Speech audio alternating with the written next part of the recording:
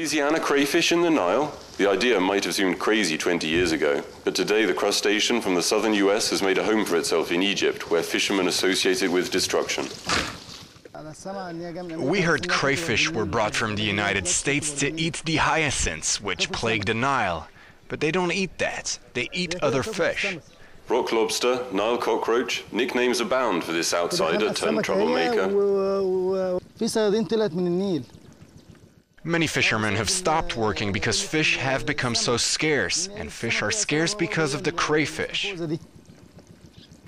The animal has proliferated among the reeds of the Nile and taken over the riverscape. They burrow holes to hibernate. Each hole is between 1 and 3 meters deep.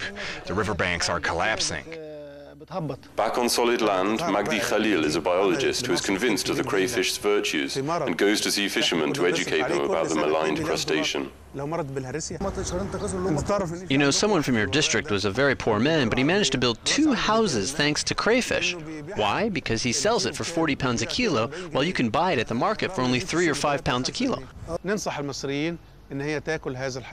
We recommend that Egyptians eat this animal because it's a cheap source of protein and has the same nutritional benefits as prawn, crab, or rock lobster. Zarafa knows that customers at Cairo's bustling markets aren't waiting on Dr. Khalil's advice.